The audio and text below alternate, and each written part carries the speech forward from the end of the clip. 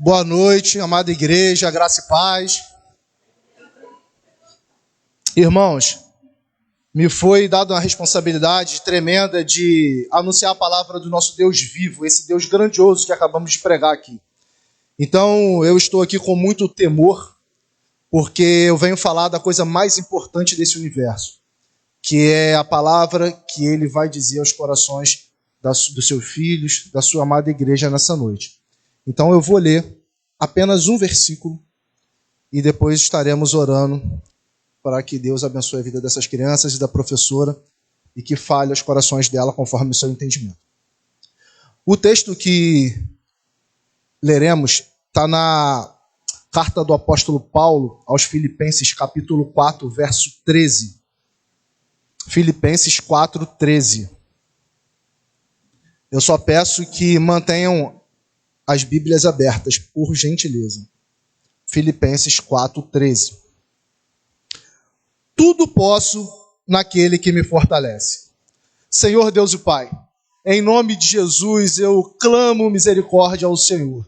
Eu clamo ao Senhor que esteja sobre nós, sobre a sua igreja no dia de hoje. Eu clamo ao Senhor que derrame seu Espírito Santo, que abra nossos ouvidos, Senhor, que tire as escamas dos nossos olhos para que possamos definitivamente crer no Senhor, na Tua palavra e seguir seus ensinamentos, Pai.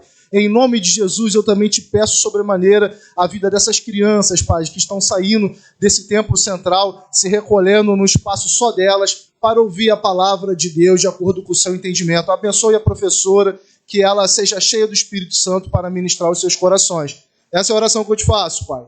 Em nome de Jesus, te pedindo perdão pelos meus pecados e pelo pecado da sua igreja. Em nome de Jesus, amém.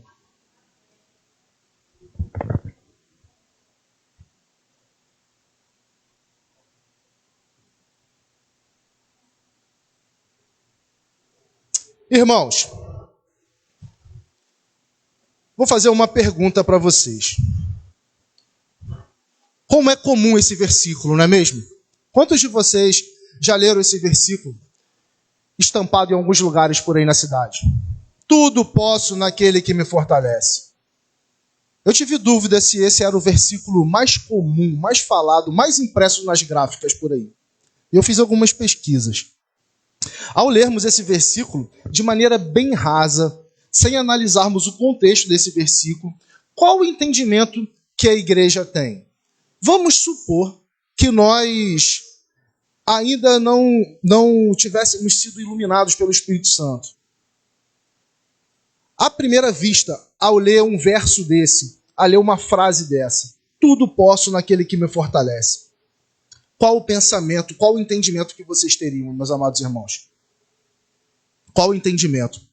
Pense em uma pessoa sem iluminação nenhuma do Espírito Santo, passando por dificuldades, as dificuldades da vida, dificuldades emocionais, crises existencialistas. Aí você para na padaria ou num café e pede uma caneca de café, uma xícara de café. Eu pediria logo uma caneca, porque eu amo café. Café é vida para mim, eu amo café. Pediria um canecão de café. Aí, de repente, o balconista te entrega aquele café quentinho, do jeito que você pediu, e a caneca está escrito, tudo posso naquele que me fortalece. Você pode postar a foto, por favor? Tudo posso naquele que me fortalece. Olha aí. Eu mostro para vocês, é uma caneca com um tema muito comum, que tem sido impresso de maneira abundante nas gráficas. Ou, de repente, gente, essa mesma pessoa pega a estrada para ir trabalhar ou para resolver um problema. Essa pessoa está passando por uma provação muito grande. Quantos dos irmãos aqui já passaram por provações que, às vezes, a gente não sabe o que fazer? Pede uma direção a Deus. Senhor, fala comigo. Eu preciso ouvir a tua voz. Eu preciso de um direcionamento. Eu estou indo sem rumo. Já passaram por isso? Eu já. Aí você pega a estrada, pega um ônibus, está indo para algum lugar, resolver algum problema. Aí, de repente, você vê lá um caminhão à sua frente na estrada com uma frase impressa. Mostra aí, por favor. tudo posso naquele que me fortalece. Eu não sei se dá para enxergar direito, mas está escrito ali. É uma frase muito comum, muito comum, muito comum e também muito mal interpretada, porque as pessoas simplesmente imprimem um texto simples e jogam na mídia, e jogam no para-choque do caminhão, e jogam na caneca, e não tem uma explicação acerca desse texto. Isso é um problema. E eu fiquei na dúvida, será mesmo, ou é impressão minha, que esse texto tem essa conotação, que esse texto realmente é um texto muito impresso, porque eu já vi em diversos lugares, mas eu fiquei na dúvida se realmente era eu que estava vendo ou não, era coisa da minha cabeça. Aí eu fiz uma pesquisa num site de inteligência artificial. Não sei se os irmãos já ouviram falar ChatGPT. De repente os mais novos aqui já ouviram falar. E eu perguntei para o ChatGPT, eu fiz uma pergunta se esse era o versículo bíblico mais utilizado como adesivo. Realmente, se era isso. E olha aqui que o ChatGPT me informou. Qual o versículo bíblico mais usado como adesivo? Inteligência artificial. Um dos versículos bíblicos mais usados como adesivo é Filipenses 4,13, que diz: tudo posso naquele que me fortalece. Este versículo é popular por sua mensagem de força e encorajamento, tornando uma escolha comum para adesivos em carros, notebooks, garrafas de água e outros itens pessoais. Glória a Deus, que bom, né? Estão estampando um versículo bíblico aí, por aí. É a palavra de Deus, não é isso, irmãos? Mas a palavra de Deus, ela precisa ser explicada, não só jogada por aí. Porque existem, infelizmente, os espertalhões de plantão que utilizam da própria palavra de Deus para dizer o que Deus não está mandando dizer. E com isso engana muita gente e tem mandado muita gente para o inferno. Existe um paralelo muito perigoso acerca desse entendimento desse versículo. Que esse paralelo ele se resume em duas situações. A teologia da prosperidade. Muitos utilizam desse versículo de maneira desonesta, prometendo vitórias em Cristo. E Cristo nunca prometeu essas vitórias que eles prometem. É comum ouvirmos a interpretação do crente superpoderoso, já que o versículo afirma que tudo posso. Então você pode todas as coisas. Você pode ficar rico, você pode ter uma vida muito melhor. Não deve se contentar com migalhas, pois quem te fortalece é o dono do ouro e da prata. É isso que esse versículo ensina? É isso?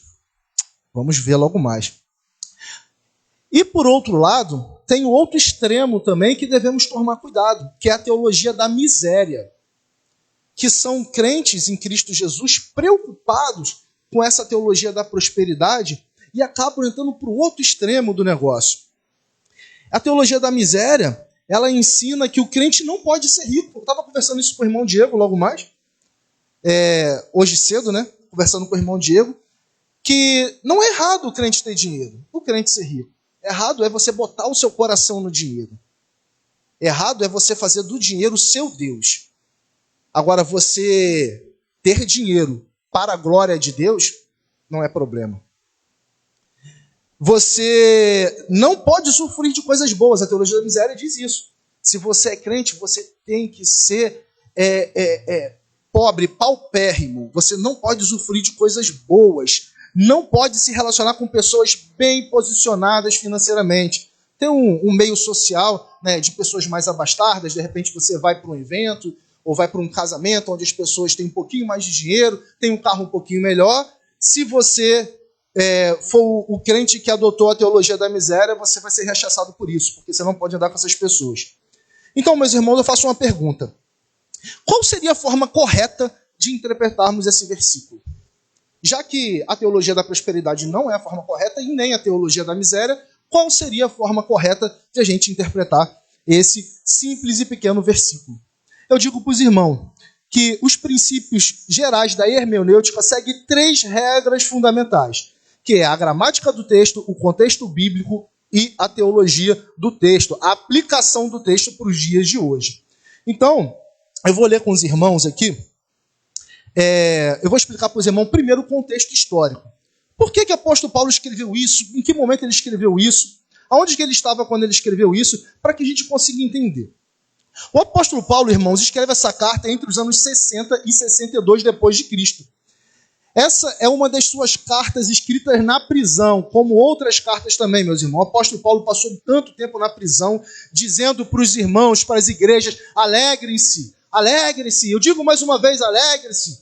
E ele estava ali na prisão, sofrendo na mão dos carcereiros, na mão dos governadores. Assim como ele escreveu para a carta de Éfeso, Colossenses, Filemão, ele estava na prisão, ele estava em Roma, sobre o governo de César. Já ouviram falar em César? Pois é, ele estava lá naquela época. A carta tem o nome de Filipenses devido à cidade de Filipos, meus irmãos, a quem ela foi endereçada. Filipos foi a primeira cidade na Macedônia e que Paulo estabeleceu uma igreja organizada. Então ele estava escrevendo essa carta para a primeira igreja cristã, a cidade de Filipos. Tá? E agora eu vou ler com os irmãos estão com a Bíblia aberta? Eu vou ler com os irmãos Filipenses capítulo 4, do verso 10 ao verso 20. Eu peço que todos me acompanhem, por favor. 4, do verso 10 ao verso 20. Vamos analisar o texto e entender o texto em si.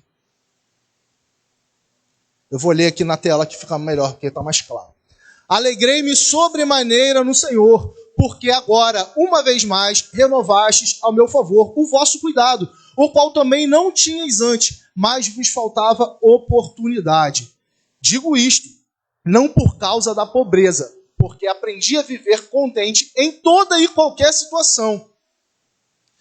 Tanto sei estar humilhado, como também ser honrado. De tudo, em todas as circunstâncias, já tenho experiência, tanto de fartura como de fome, assim de abundância como de escassez. Tudo posso naquele que me fortalece. Presta atenção. Continue. Todavia, fizeste bem, associando-vos na minha tribulação. E sabeis também vós, ó Filipenses, que no início do Evangelho, quando parti da Macedônia, nenhuma igreja se associou comigo no tocante a dar e receber, senão unicamente vós outros. Porque até para a Tessalônica mandaste não somente uma vez, mas duas, o bastante para as minhas necessidades, o bastante. Não que eu procure o donativo, mas que realmente me interessa é o fruto que aumente o vosso crédito.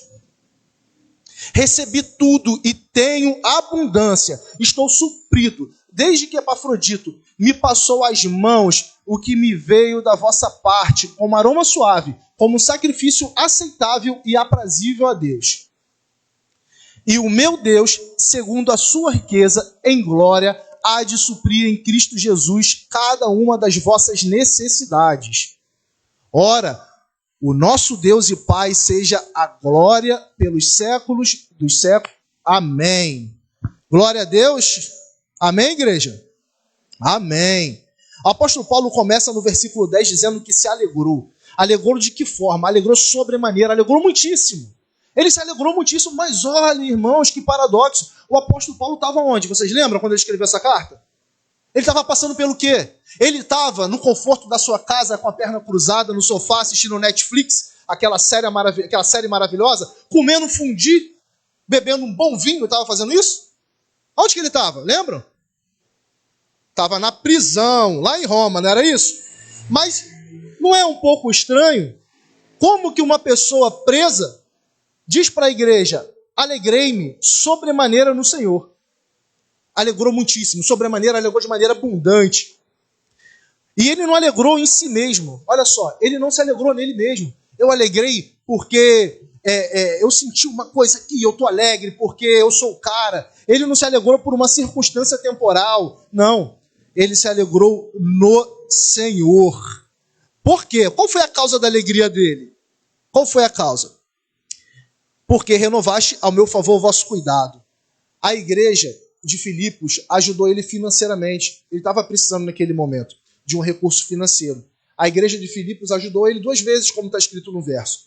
E ele continua o verso com todo cuidado, dizendo o seguinte: digo isto não por causa da pobreza, porque aprendi a viver contente em toda e qualquer situação. O apóstolo Paulo, ele é muito cuidadoso quando ele vai falar com os crentes em Cristo Jesus, porque ele passava por perseguições. Eu já fiz uma pregação aqui com os irmãos que contestaram o apostolado do apóstolo Paulo, porque ele encontrou com Cristo ressurreto a caminho de Damasco. Ele não teve a mesma vivência que outros apóstolos tiveram. E as pessoas questionaram acerca do apostolado dele, se ele realmente era um apóstolo de Cristo ou não. E ele começa dizendo a explicação dele: conheço um homem que no corpo ou fora do corpo, eu não sei, Deus sabe, foi levado ao terceiro céu. Ele não começa dizendo: eu fui levado ao terceiro céu. Você sabe com quem você está falando? Ele não deu carteirada? Ou, você está doido, rapaz? Você está falando com A.P. Paulo. Eu sou o apóstolo Paulo. Me respeita. Me chama de doutor, não é isso? Ele não falou isso, não. Ele falou: conheço um homem. Em terceira pessoa. Se no corpo ou fora do corpo, eu não sei. Deus sabe. Foi levado ao terceiro céu. É a defesa do apostolado dele. Então ele é muito sutil, para que não transparecesse arrogância, soberba. E após esse momento, após ele ter sido levado ao terceiro céu, ter visto coisas inefáveis que não é lícito nem pronunciar, Deus botou um espinho na carne dele. Esse espinho, as pessoas estudam, acham que é uma enfermidade. Eu acredito que seja uma enfermidade na vista, mas não tenho certeza, a Bíblia não fala. E foi o próprio Deus que botou. E qual foi a causa do espinho da carne? Para que ele não se tornasse soberbo. Então ele tinha muito cuidado com isso. O apóstolo Paulo, quando ele fala aos filipenses, ele diz o seguinte: vocês não demoraram a me dar o recurso que eu precisava. Ele diz aqui, na parte B do versículo 10: renovastes a meu favor o vosso cuidado, o qual já tinhais antes, mas vos faltava oportunidade. Eles já tinham ajudado antes. E por que eles não tinham enviado no momento que ele estava ali precisando? Porque faltava oportunidade. Ele foi sutil a falar isso. No versículo 11, como eu li, digo isto não por causa da pobreza, porque aprendi a viver contente em toda e qualquer situação. Olha, irmãos, o apóstolo Paulo nos dá uma lição como crente em Jesus, uma lição que eu acho que nós deveríamos guardar no nosso coração. O apóstolo Paulo diz que aprendeu a viver contente em toda e qualquer situação. Os irmãos, será que a gente já aprendeu a viver contente em toda e qualquer situação? Irmãos, em nome de Jesus, o que eu vejo, eu não estou falando dos irmãos, eu estou me referindo, tá? Esse texto se aplica a mim, ao pregador. Quantas vezes eu me pego murmurando, reclamando, com falta de contentamento em Cristo, sendo que Deus me dá tudo, meus irmãos. Me dá tudo, muito mais do que eu mereço. Deus me deu uma família maravilhosa, Deus me deu saúde, Deus me deu o ar que eu respiro, Deus me deu um monte de coisa. E Deus me deu principalmente a sua graça, que é favor imerecido, eu não merecia. Ele, por misericórdia de mim, me concedeu a sua graça. Porque quando eu era neófito na fé, quando eu ainda não sabia nada, assim que eu fui iluminado, que eu fui alcançado pela graça de Deus, que o Espírito Santo resolveu arrancar os tampões dos meus ouvidos, tirar as escamas dos meus olhos, e eu consegui enxergar a graça maravilhosa de Deus, eu me sentia a necessidade de orar. Mas eu ainda não tinha sido instruído. E qual era a oração que eu fazia? Senhor Deus, com muito medo de falar bobagem na frente de Deus, eu falava assim: Senhor Deus, eu não quero te pedir muita coisa. Eu só quero te pedir que o Senhor me dá aquilo que eu mereço. Olha que perigo. O que eu mereço, irmão, o salário do pecado é a morte, eu sou pecador. É isso que eu mereço. Mas Deus é tão bom, tão misericordioso, que Ele olhou para mim como um filho engateando, um bebê engateando, ainda teve misericórdia.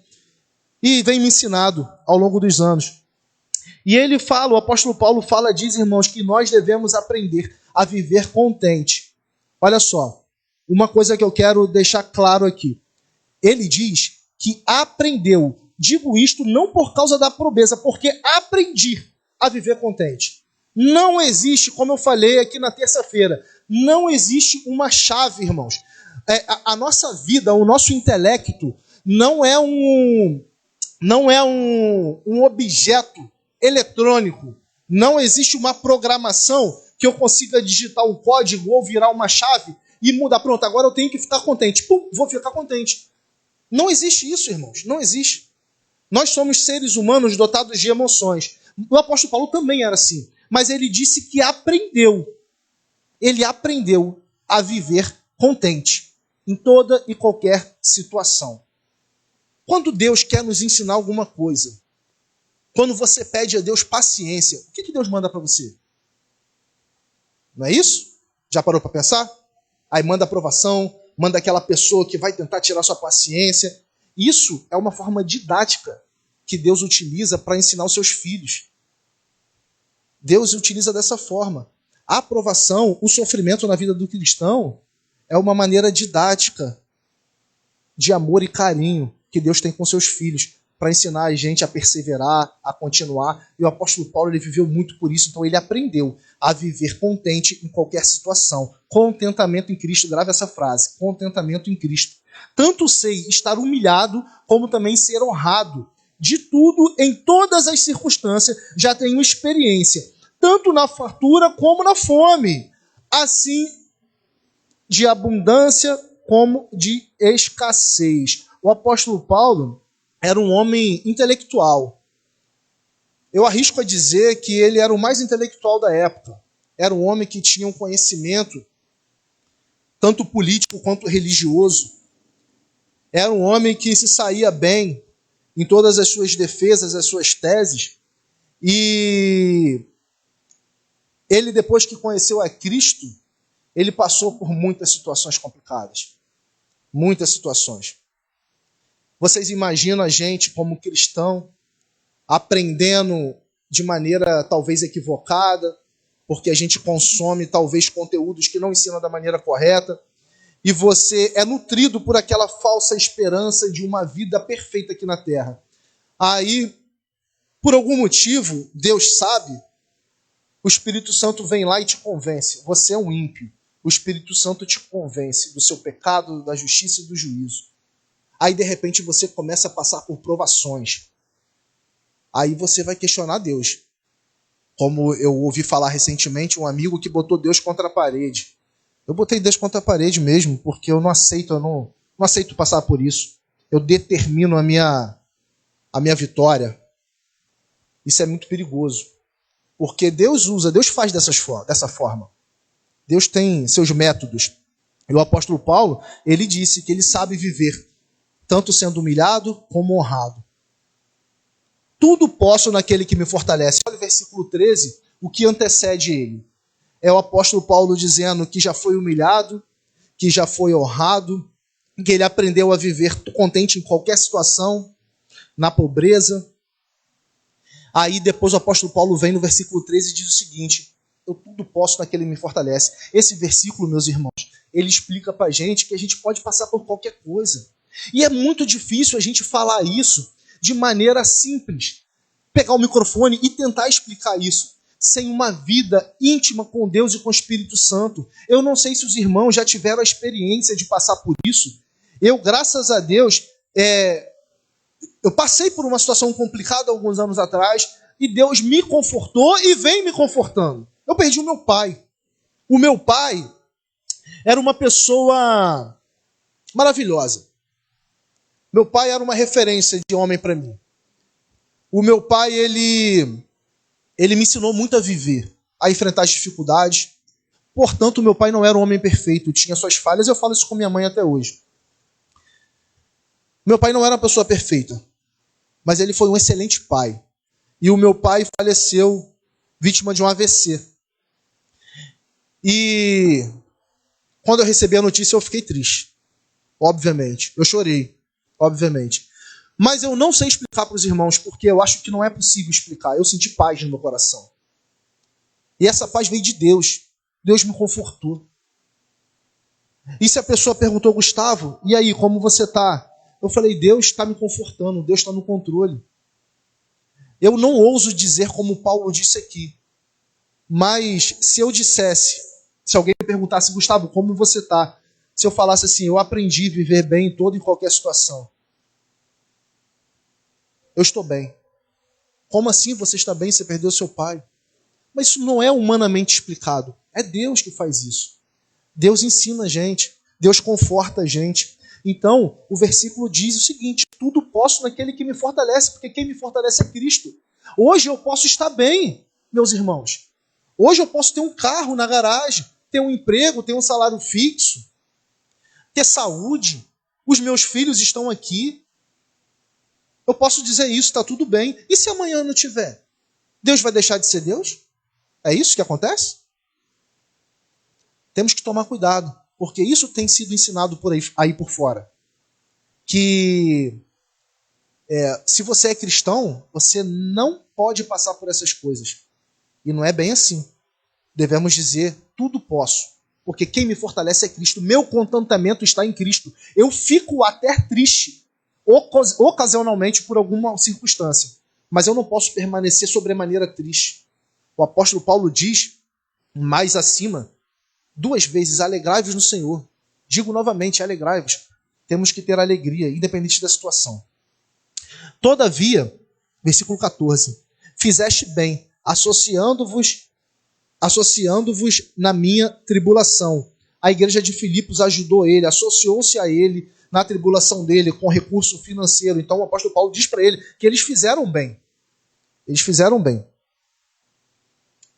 E sabeis também, vós, ó Filipenses, que no início do evangelho, quando parti da Macedônia, nenhuma igreja se associou comigo no tocante a dar e receber recursos, senão unicamente vós outros, os crentes de Filipos. Ele está declarando isso para eles, que a igreja de Filipos ajudou ele, porque ele precisava do recurso. Porque até para Tessalônica mandaste, não somente uma vez, mas 2, o bastante para as minhas necessidades. Irmãos, eles não mandaram recurso para o apóstolo Paulo andar de cavalo manga larga. Eu nem sei se existia essa raça na época, né? Mas hoje em dia, talvez o pastor gostaria de andar de Mercedes-Benz, não é isso? Eu não entendo muito de carro, o irmão que está ali, Pablo, que conhece tudo de carro, de repente, uma carreta importada do ano aí, que não sei custa quantos milhões aí, um pastor desse, que anda com anel de ouro em cada dedo, talvez gostaria que a igreja mandasse recurso para andar com uma carreta dessa. Mas o apóstolo Paulo fala aqui bem claro, o bastante para as minhas necessidades. Qual é a sua necessidade? Não que eu procure donativo, ele deixa bem claro. Mas o que realmente me interessa é o fruto que aumente o vosso crédito. Recebi tudo e tenho abundância. Estou suprido. Desde que Epafrodito, que me passou as mãos, o que me veio de vossa parte, com aroma suave, como sacrifício aceitável e aprazível a Deus. Epafrodito foi um homem, porque antigamente não tinha Pix, né, irmãos? Com Pix tudo fica mais fácil, né? Transferência bancária, faz um Pix aí, anota a chave, aí a igreja lá de Filipe mandava o Pix para ele, ele dentro da cadeia pegava e conseguia fazer o que ele precisava fazer. Antigamente tinha uma pessoa que levava o recurso até ele, isso demorava, né? E a característica da prisão de Roma é que eles podiam receber visita, né? Então o irmão Epafrodito foi lá e trouxe em mãos esse recurso que ele precisava. Versículo 19. E o meu Deus, segundo a sua riqueza em glória, há de suprir em Cristo Jesus cada uma de vossas necessidades. Irmã Elisete saiu daqui. Ela falou mais cedo, na medida que nós ajudamos, nós somos ajudados, nós somos abençoados. E é isso, meus irmãos. E é isso. Se você sentir no seu coração de ajudar aquele irmão necessitado que precisa, você será abençoado. Ora, versículo 20. Ora, o nosso Deus e Pai, seja a glória pelos séculos dos séculos. Amém. Irmãos, o nosso contentamento deve estar em quem? Devemos estar contente em quem? Em Cristo. Não devemos estar contente em circunstâncias. Tem gente que pensa assim, se eu, né, irmão Diego, eu estava conversando com ele, se eu tiver uma casa na praia, se eu conseguir comprar aquela minha casa, eu vou ficar feliz. Aí sim eu fico contente. Se aquela minha causa da justiça sair, aí sim, aí eu vou ser um crente de verdade, um crente completo, um crente contente, satisfeito em Cristo Jesus. O nosso contentamento deve estar em Cristo, independente das circunstâncias. Independente. Sabe por quê? Irmão Gisele, você pode botar João 16:33, por favor? Eu vou pedir que toda a igreja leia comigo. João 16:33. Toda a igreja leia comigo. Estas coisas vos tenho dito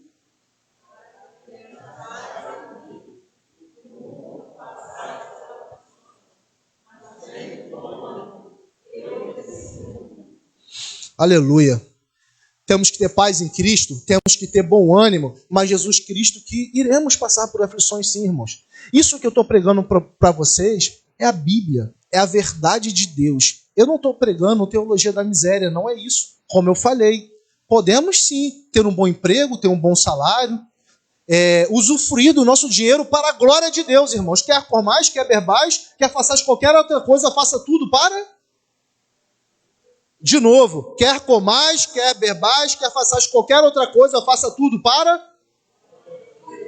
glória de Deus. Então, a vida do cristão deve existir por si só para glorificar o nome de Deus. Porque Deus deve ser o contentamento das nossas vidas. Devemos estar plenamente satisfeitos em Cristo Jesus.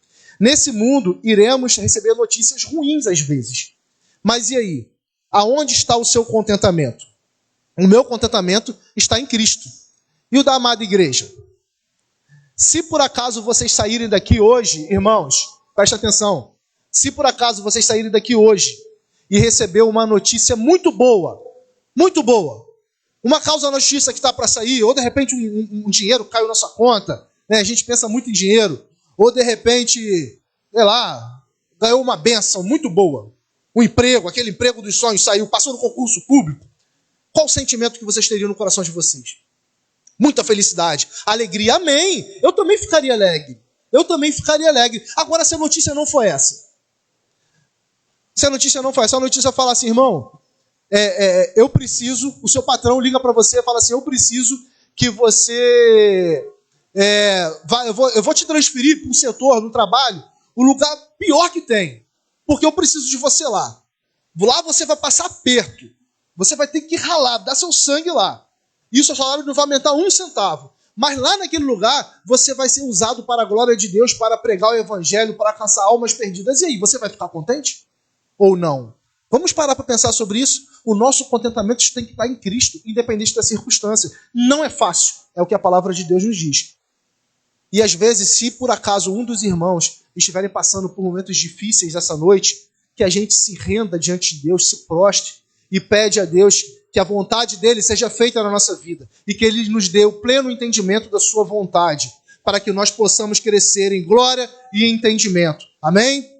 Essa é a mensagem da noite de hoje. Que Deus abençoe a sua amada igreja, que nós possamos entender que o nosso contentamento deve estar em Cristo. Levem isso para a semana de vocês, tá bom? E vivemos para a glória de Deus.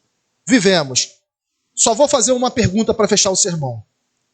Se ser cristão fosse crime, vamos supor, vamos imaginar, no Brasil, a partir de agora, ser cristão é crime. Ninguém pode saber que você é cristão. E eu sou um agente do governo. Será que eu teria evidência suficiente para te condenar? Vamos pensar nisso. Que Deus nos abençoe em nome de Jesus.